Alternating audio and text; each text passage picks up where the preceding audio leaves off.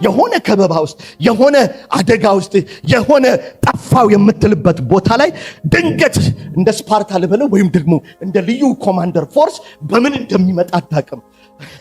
ቢንላደን እኮ እየተጠበቀ ነው የተገደለው። the reason I love Israel and America, they are super በሆነ ከየትኛውም አላውቅም በሰው ቋንቋ ባለው ሌቭል ነው የማወራው። አሁን ኪስ ውስጥ ቦምብ ማስቀመጥ ከፈለጉ አንተ ሳታ ኪሱን ቦምብ ውስጥ አስቀምጠው ይሄዳል። ሲቆረቁረ ነው የምታውቀው እንዴ ማን ያስቀመጠው እስክትል ድረስ ነው።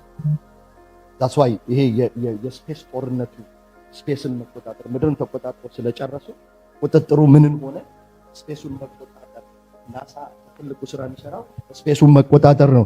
ለምን ስፔስን ስትቆጣጠር ካልተሳሳክ ሳተላይት በሰዓት 16 ጊዜ ነው ምድርን የምትዞረው። ልክ ነኝ ጌች ያ ስለዚህ አንተ ከዚህ ተነስተ ስራ እስከምትሄድ ድረስ እነሱ 1 ሰዓት ነው ምንዳው ስትል እነሱ 16 ይዞረውሃል። እግዚአብሔር ሙሴ ይነግራቸዋል። ማን ነው ከአማልክት መካከል ካንተ አምላክ በቀር አምላካችን በቀር ማን ነው አምላክ ከአለቱስ በቀር ማን ነው አለት የምንልበት ምክንያት እኮ ማንም የለም። እስቲ አሜን በሉ። ማንም የለም። ትወጣል። የሆነ ነገር ውስጥ ብትገባ አምላክ ይመጣልሃል። that's why አይታወቁም፣ ሚስጥር አይሰጡም። የአሜሪካ እስረኞች የእስራኤል እስረኞች እርግጠኞች ናቸው። መንግስታቸው አመታትም ይፍጅ መጥቶ ምን ያደርጋቸዋል? ሚስጥር ቢገረፉ ጥፍር ቢነቀል አይናገሩም። ለምን? they know that their country will come and save them. deliverance ለምን ትደነግጫለሽ? ለምን ትፈራለህ? ከሞን ክርስቲያንስ ሳባ ቢከብ እግዚአብሔር ይመጣል። ግዴለም አሜን በለኝ። በሽታ ቢከብ እግዚአብሔር ይመጣል። ግዴላችሁ አሜን በሉ። አዎ ይሄ ላይ ፈርዖንን የቻለ ያንተን ባክቴሪያ የሚያቅተው ይመስልሃል? ባህር የከፈለ በእሳት የተገለጠ ያንተ ኢምንት ፕሮብሌም በእግዚአብሔር ዘንድ ኢምፖሲብል ይመስልሃል? መጥቶ ገብቶ ያወጣል ይላል እግዚአብሔር። የሆነ ሰው ባይሰማብኝ የምትሉት ነገር ያላችሁ እግዚአብሔር መንፈስ ቅዱስ እያለኝ ነው። ያወጣሻል። ሄደሽ አይደለም መጥቶ ያወጣል። ምን ማለት ነው? he will come at the level of your situation። በእናንተ ሁኔታ ልክ እግዚአብሔር ይመጣል። ቃል ስጋ ሆነ ብለን እኮ ስናምን ኢየሱስ ለዶክትሪን አልመጣም። እባካችሁን Christ is not here for the sake of dogma, doctrine, theology, whatever. He is not here. እሱ የቤተ መቅደስ ስዕልም ለመሆን አልመጣም። የክርስቲያኖችም ዶክትሪን ለመሆን አልመጣም። ኢየሱስ ሕይወት ሊሆን ነው የመጣው። He is not the doctrine።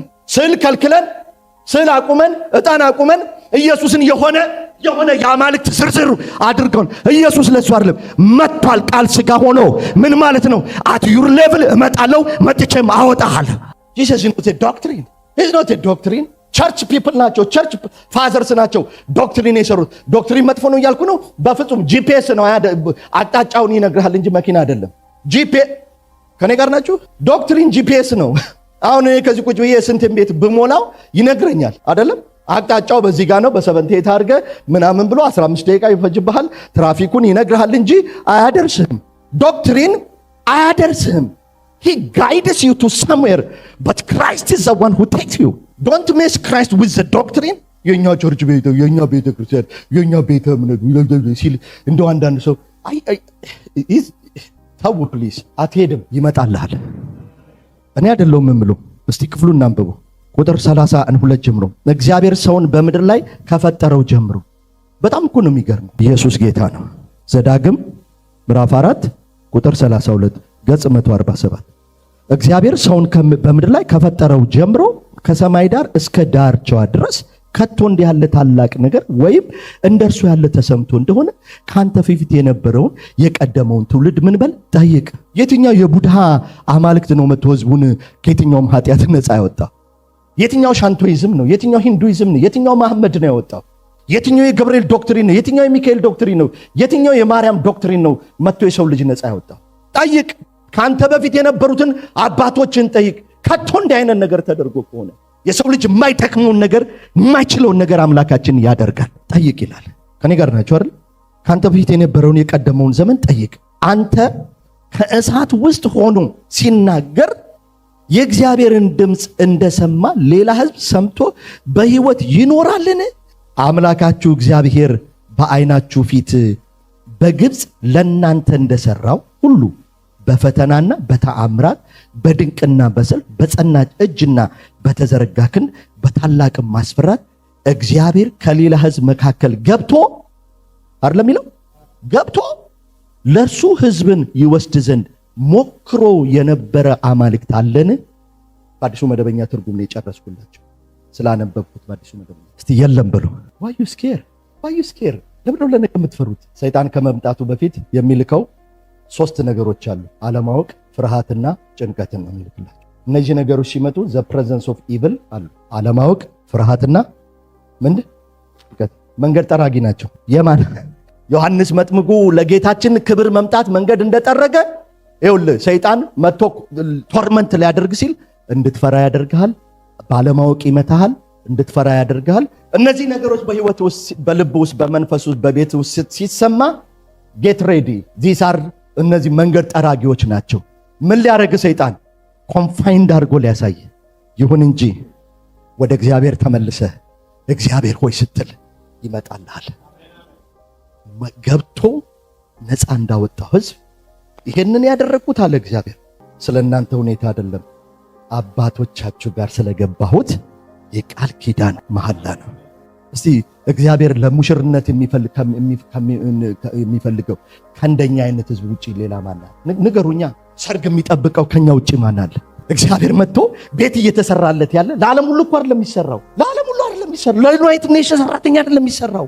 ለአንተ ነው። ለጆኒ፣ ለቴዲ፣ ለቢኒ፣ ለይሽዬ፣ ለስንቴ እያለ ቤት እየሰራ ያለው ለቶማስ አይደለም። ዩናይትድ ኔሽን ለሚሰራ ቅብርር ባለ መኪና ለሚሄድ አይምሰልህ።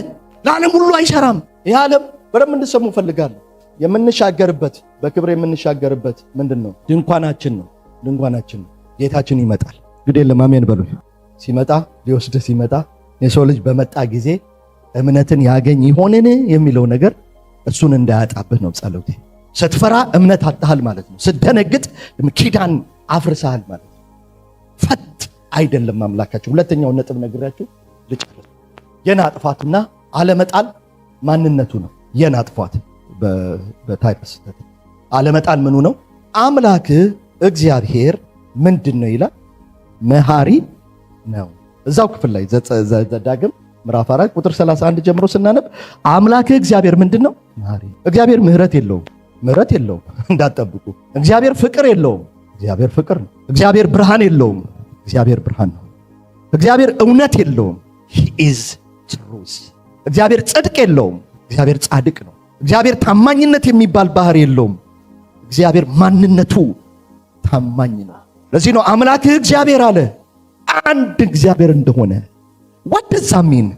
unchangeable ማለት ነው። ብርሃንና ጨለማ፣ ፍቅርና ጥላቻ፣ እውነትና ውሸት የማይሆን አንድ እግዚአብሔር እንደሆነ፣ የሚያፈቅርና የሚጠላ እንዳልሆነ፣ የሚቀበልና የሚጥል እንዳልሆነ እንድታውቅ ሻሎም የሚባለው ሕግ ተሰጣቸው። ሼባ የሚባለው ማን ነው?